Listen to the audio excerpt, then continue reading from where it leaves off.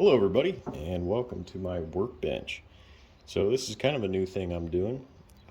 First video, and we're going to see what you guys think of it. Let me know. So we're talking today about dual PVS-14s. The PVS-14 is a night vision monocular. The stands for Army Navy Portable Visual Search Model 14. If you want to impress your pals with that who already don't think you're a nut job. Now, this is a great entry-level night vision device. In fact, I would say most people probably pick one of these up. So you get a single PVS-14, you use it for a while. It's pretty cool. That's an excellent setup, and I certainly would never bash it. And anybody who says it sucks probably doesn't have enough time behind it to get good with it. But later on down the road, we get a little bit more money, and I'll admit this stuff costs a lot of money, and you'll figure that out. So you get a little bit more money, get a little more time behind it, and you start really liking it. So you decide you're going to get a second tube because you hear that it's better alignment, it's a more natural view through two tubes, and better depth perception. We'll talk about that one a little bit later. So you decide to pick a second one up because dedicated binocular housing based systems are extremely expensive. You're looking at like $7,000 to $13,000 depending on what you get, whereas a full setup with two PVS-14s, a bridge, and a helmet like this guy from Hard Dick Veterans, well, hard-headed veterans, which head, right, is going to run you $5,500 to $6,000 depending on where you get it. You can get these on eBay or through Facebook groups or whatever for quite a bit cheaper, but keep in mind that the sellers can often be dishonest and you don't have a factory warranty. But I did do that. This one is an eBay special and I got lucky. It turned out great. So certainly not a bad thing if you want to go that route. Now we pick our second one up and we bridge them together and then we put it on for the first time. And holy shit, you get the worst headache of your life. You're about to lose your hot dogs, about to come back up your throat. Don't ever want to lose your hot dogs. And you wonder why. Why is this so weird to look through? It's all cross-eyed and shit. Whereas you normally wouldn't get that effect with a dedicated binocular housing. And this is part of the reason that people say that the dual PVS-14 system sucks ass. And the reason you get that headache is because the images are not aligned properly. The optical centers of your viewing pieces are not parallel to each other. The word we're looking for is collimation. For two ocular devices to be collimated, they are looking exactly parallel with each other. So you can have two that are looking like this, not collimated, not collimated, not collimated, collimated. And the collimation is going to provide an identical image to both of your eyes, and then it's not going to make you sick. And your eyes can correct for that. The human eyeball is as close to perfect as you can get, whereas mechanical devices like this are not. And so the way they solve this is by building an offset into the eyepiece of the PVS-14. So you're actually pointed somewhere like this. Obviously that's an exaggeration, but this is your diopter ring. This is your, I forget what it's called, some kind of adjustment ring. We'll get to that. And then this is your ocular lock ring. So you loosen this ocular lock ring and spin this ring in the center, and it moves that center of your field around in a circle like that. And so that allows you, by manipulating both of these center lock rings, to align them parallel with each other. You'll never get it perfect, but you can get it pretty close. Some people get lucky, they mount them up and they're fine. Wouldn't worry about it. If it doesn't bug you, don't worry about it. But most of us, not going to be the case. So we can spin these until they line up. Now that's easier said than done. And most companies will have a machine for this, most reputable companies, but who cares? That shit's like $100 grand and you don't have one of those probably, and you don't even want to buy one.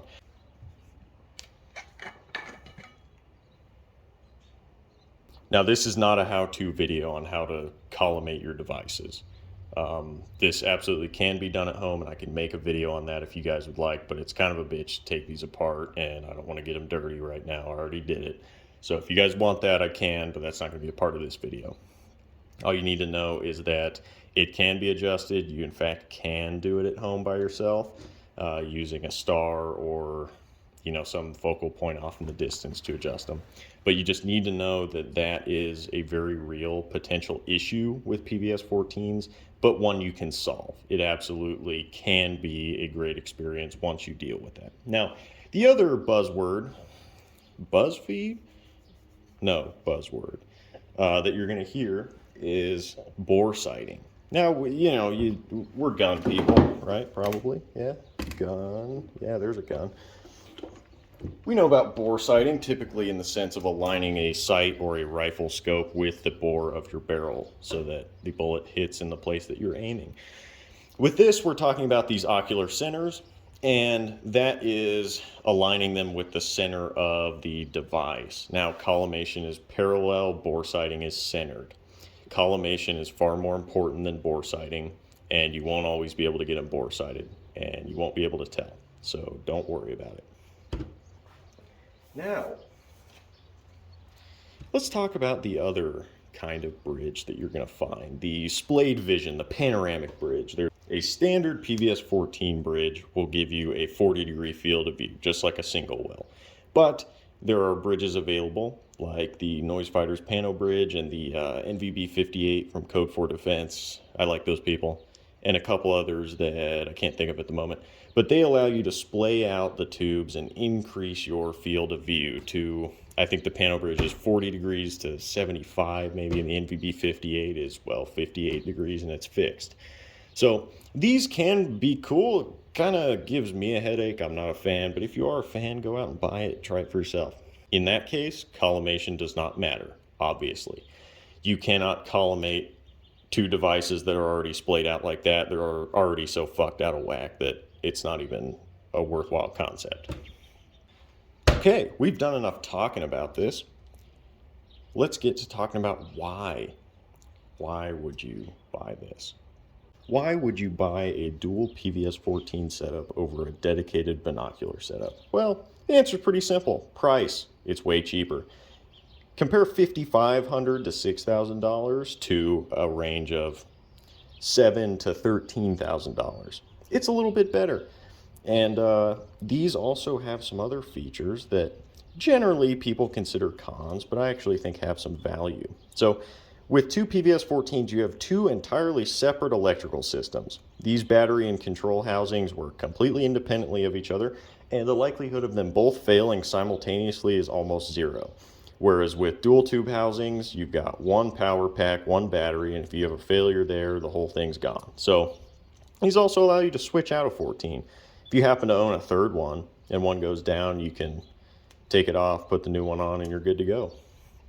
They also allow you, if you've got a friend who doesn't have night vision, and I know, I think it was Risky Krisky who was talking about this, that this is a valuable setup because you can give one to your friend. And you and your friend both having a monocular, which is a perfectly legit setup, is better than you having duals and them having nothing.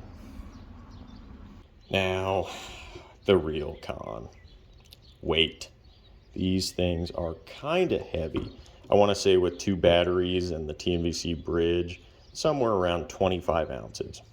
Not really ideal when most binocular housings are going to be 18 ounces on the light side to maybe 23 on the heavy side, but it's not really that big of a deal. When you get to using it, you get to noticing it less, and if you've got a half decent counterweight pouch, and it did take a lot of weight, I've got about the same amount of weight in the counterweight pouch as you're going to find on the night vision device. So yeah, it's not the best, but a decent helmet with a decent counterweight setup will make it not too bad.